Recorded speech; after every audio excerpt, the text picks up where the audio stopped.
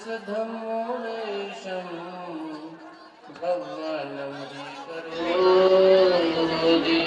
जानी लग रही है श्री बड़े बाबा जी की परम पूज्य आचार्य ब्रह्मदेव श्री विद्यासागर जी महाराज की परम पूज्य अभिनव आचार्य श्री समय सागर जी महाराज की परम पूज्य निर्यापक समन मुनिवर श्री अभय सागर जी महाराज की नमस्ते निर्यापक संघ की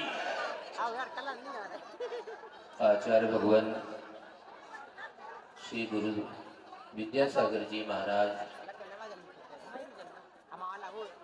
का परम आशीष आपके नगर पर सदैव सा रहा है और उनके अंतरंग में इस क्षेत्र के प्रति इसकी भव्यता के प्रति कैसा भाव था। आज एक रहस्य की बात आपको बता रहा हूँ। समय कम है, बहुत बात कहनी है। सन 2022 में जब कुंडलपुर में पंचकल्याणक महोत्सव हुआ था, उस समय पर पंचकल्याणक के बाद सभी संघों को आचार्य भगवान निर्देश दे रहे थे। शारीरिक अवस्था उनकी आप सब जानते हैं कैसे थी। जिस समय हम लोगों का नंबर आया उस समय एक साथ 3-3 संघ वहाँ बैठे थे। आचार्य श्री विश्राम मुद्रा में थे और उन्होंने कहा, हमने सोचा है आप लोग आसपास जहाँ अनुकूलता हो वहाँ पर पहुँचें आगे की धर्मदान की यात्रा। हम लोगों ने निवेदन किया, आचार्य श्री आप नाम बता दें तो हम लोग चले जाएंगे, तुम लोग देख लो कहाँ तुम्हारी अनुकूलता होगी। क्योंकि समय कम था और भी संघ पीछे लाइन में थे। हम लोगों ने कहा कि आचार्य श्री आस पास दमोह है, कड़ाकोटा है, रैली है, अभाना है, रैली चले जाएं क्या? नहीं, हमने कुछ और कुछ सोचा है। उनको क्या मन मस्तिष्क में था, उनके अंतरंग में था। शायद उनके अपना आगे का आरोग्यमय अवस्था उन बड़े बाबा से इन बड़े बाबा तक आकर के पूर्ण करना थी। इसलिए हम लोगों को सीधा मना तो नहीं किया, मगर हमने कुछ और सोचा है। और अभी के जो हम सबके संघ के नायक आचार्य भगवान श्री समय सागर जी महाराज हैं, उन्होंने भी विगत वर्ष जब चातुर्मास के लिए अंत में हम लोगों को संकेत देना था, तब उनके श्रीमुख से भी इसी रहली पटनागंज का ही पहला नाम आया था। दोनों आचार्य भगवंतों को इस क्षेत्र से कितना, और बड़े बाबा से बड़े बाबा तक, वो भी बड़े बाबा के चरणों में ही बैठ कर के यात्रा होना थी। ऐसा अतिशयकारी आप सब ने देखा है क्षेत्र का प्रभाव। जब बड़े बाबा आपके नगर के जो हैं, अन्य बाबाओं की तो आप लोगों ने व्यवस्था सब बना ली थी।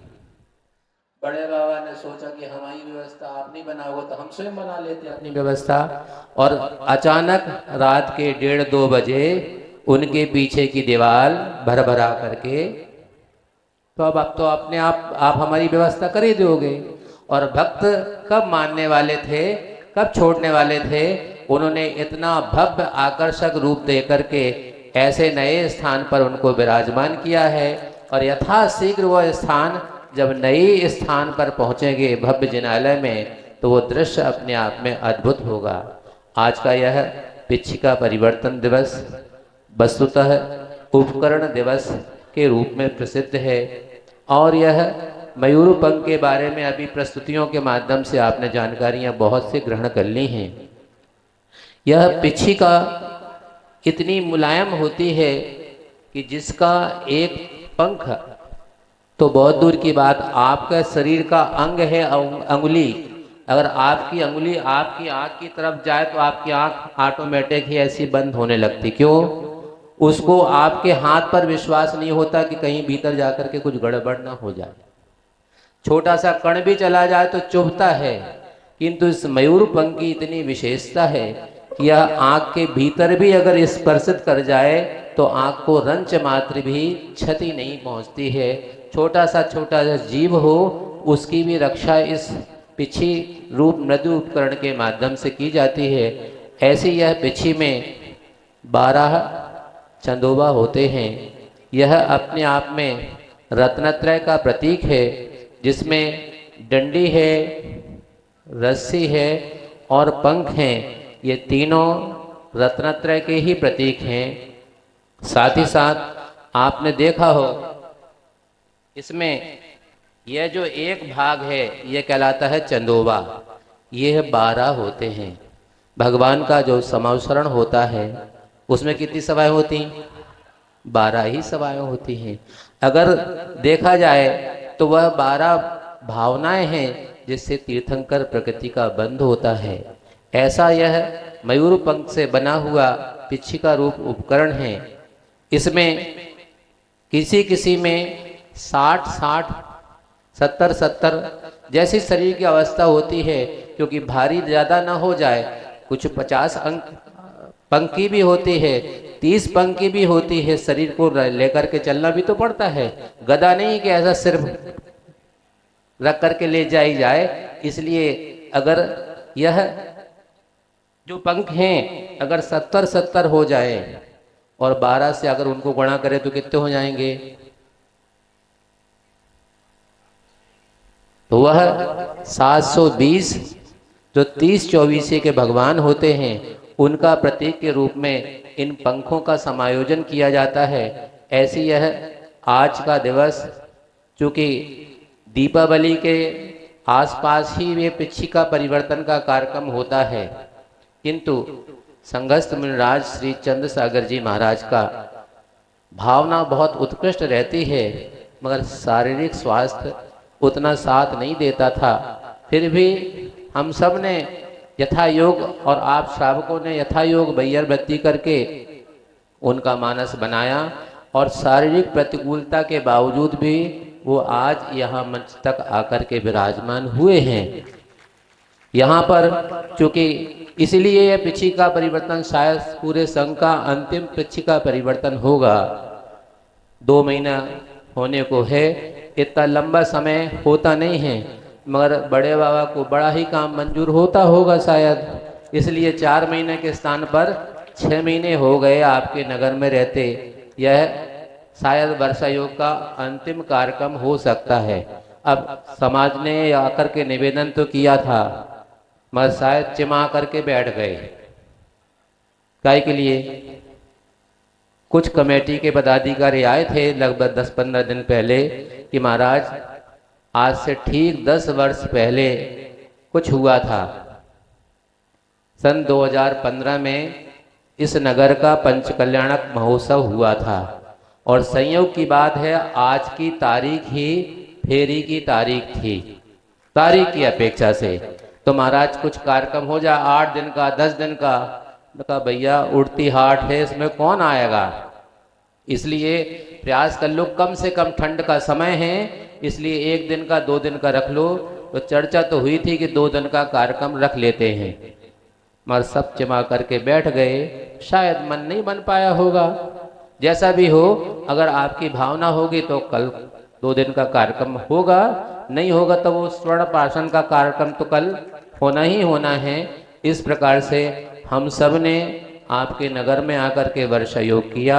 आचार्य भगवान श्री समय सागर जी महाराज के जो निर्देश थे, आदेश था, उसका परिपालन करना था। यूँ तो उन्होंने 4 स्थान के नाम दिए थे हम लोगों को, उसमें सबसे अंत में नाम इस नगर का था। गौर तो नहीं था, देवरी, महाराजपुर, बीना, बारा के बाद 4था नंबर था, मगर शायद वो पहले नंबर पर आ गया। और आपने बहुत भक्ति के साथ, भावना के साथ में वर्षा योग में यथा योग वैयावृत्ति करके संघ का निर्वाह किया है। हम सब ने जितनी भी ज्ञान आराधना की है यथा संभव आपको बताने का भी प्रयास किया है, समझाने का प्रयास किया है। हो सकता है कि हम सबके किसी बात से आपके मन को प्रसन्नता भी आई होगी, कदाचित कुछ मन में ठेस भी लग सकती है। इसलिए आज सामूहिक रूप से सबसे क्षमा, सबको क्षमा, उत्तम क्षमा करते हुए आगे कोई सामूहिक कार्यक्रम हुआ या न हुआ, क्योंकि यह कार्यक्रम होने के बाद हम लोगों को अपनी, जैसे आपकी वार्षिक रिपोर्ट बनती ना, इसी प्रकार से अब रिपोर्ट आचार्य भगवान श्री समय सागर जी के चरणों तक प्रेषित करना होगी कि आगे की जैसा उनकी आदेश होगा, मार्गदर्शन होगा, वैसा हम लोग पालन करेंगे। और आगे धर्म ध्यान करते हुए कहाँ का आदेश आता है आप लोग प्रयास करेंगे तो हो सकता है कि बिल्ली के भाग से छींका टूट भी सकता है, नहीं होगा तो आगे की यात्रा तो होना ही होना है।